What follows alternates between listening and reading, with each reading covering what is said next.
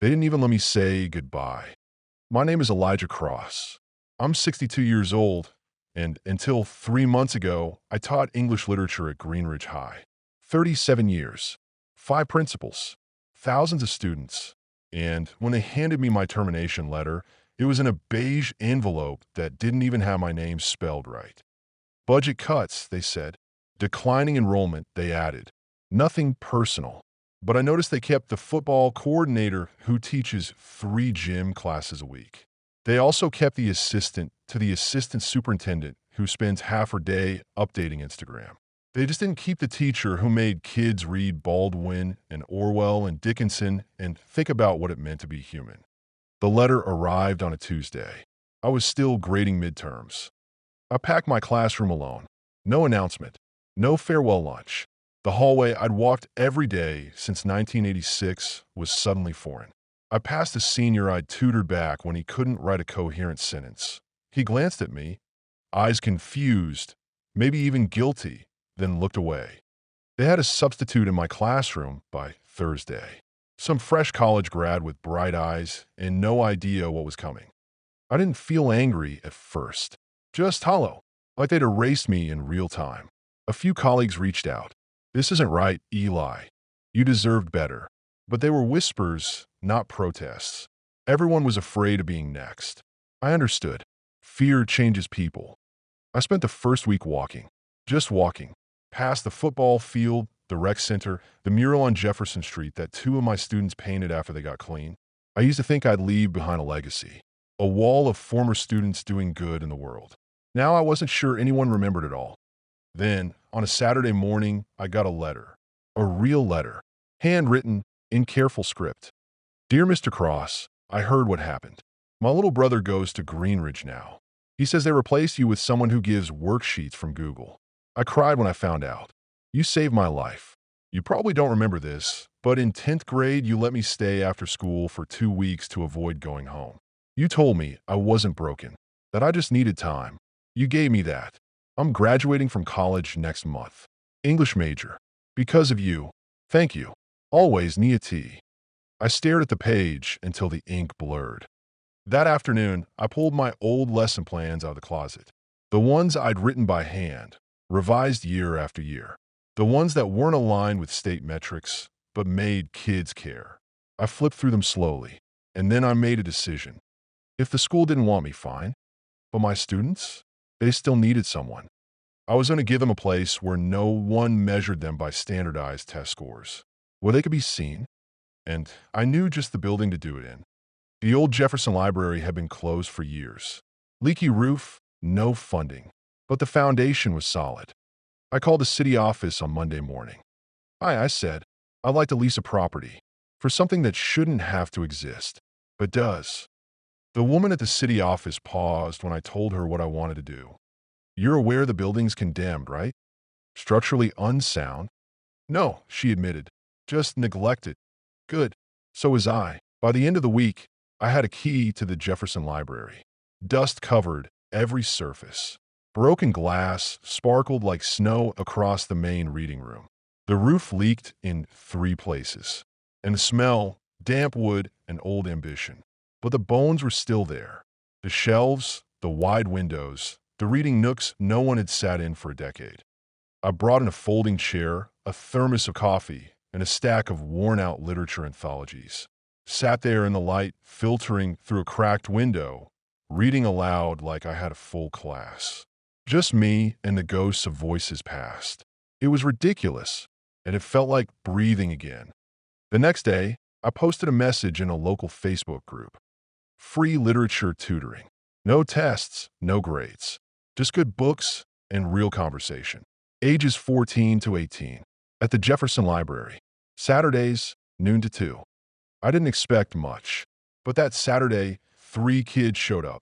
2 were brothers, twins with matching hoodies and tired eyes. The third was a girl named Destiny.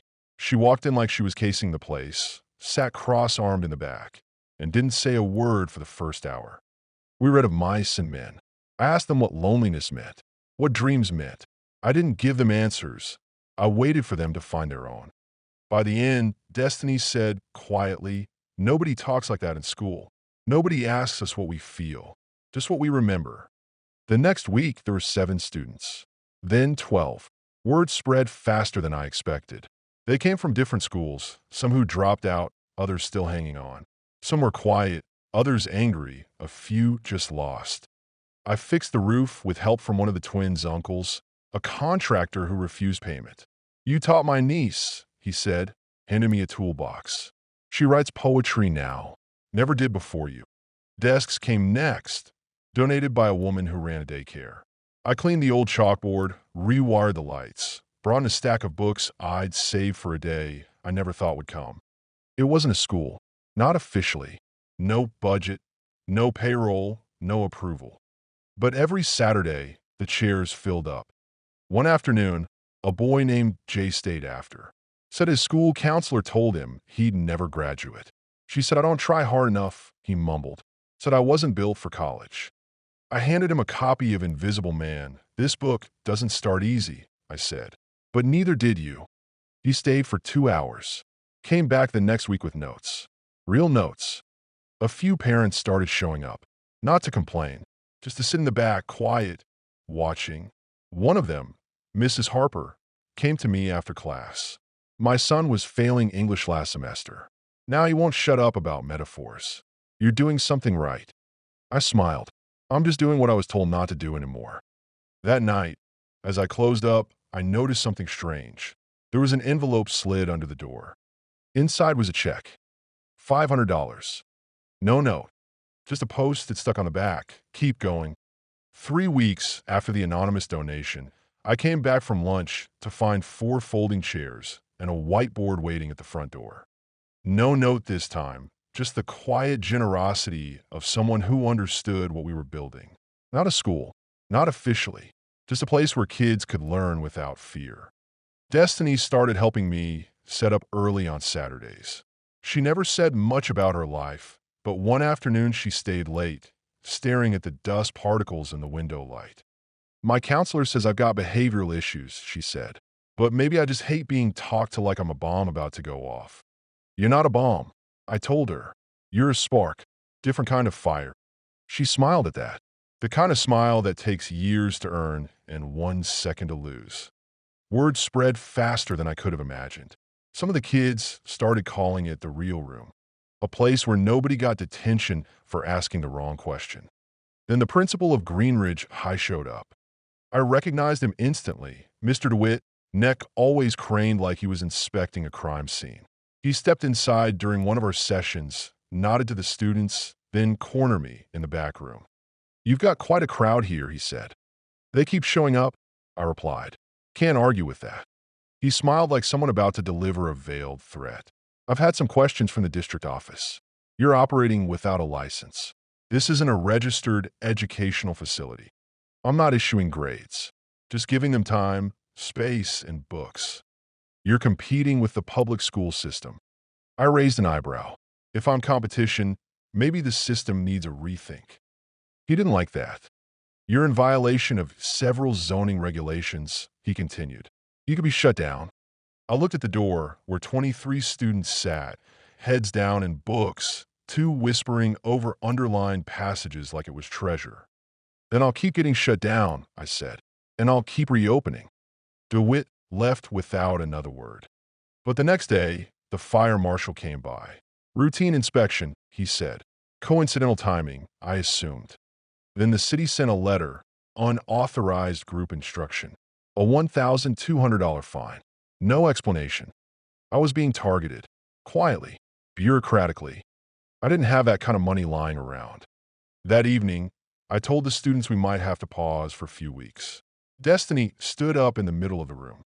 "No." She pulled something from her backpack. A mason jar full of bills. "We've been collecting." I stared. "For what?" "For you," Jay said, "in case they try to stop this." We knew it was coming. I didn't cry, not in front of them, but my throat closed so hard I couldn't speak for a full minute. Later that night, I posted online. "To anyone who believes in second chances, in kids who aren't test scores, we're trying to keep the lights on. Literally, any help means everything." By morning, I had $3,418 in my PayPal account. Messages came from former students, parents, strangers. One simply said, "You taught my daughter how to use her voice. Now let us fight for yours." The local paper called the next day. A young reporter named Layla Tran had seen the fundraiser. A retired teacher running an underground classroom in a condemned library, she said. It's either tragic or inspiring. Maybe both. I agreed to the interview. She came that Saturday, watched as Jay led a group discussion on Night by Elie Wiesel. Destiny handed her a syllabus she'd written herself, scrawled in marker on the back of a pizza box. At one point, Layla turned to me and whispered, "They're not just learning, they're reclaiming something." The article ran 2 days later. The Real Room, one teacher's fight for the forgotten. By the end of the week, it had been shared nearly 10,000 times. Then the news trucks came. Parents from other districts started asking if their kids could join.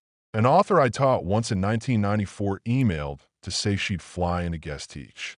A local bookstore donated 200 classic novels, delivered in the back of a rusted pickup. And then, just as quickly, the pushback. The school board released a statement. While we appreciate Mr. Cross's passion, unauthorized teaching undermines the structure of our educational system. They framed me as a risk, a relic, a rogue actor creating educational confusion. A week later, I was served a formal cease and desist order.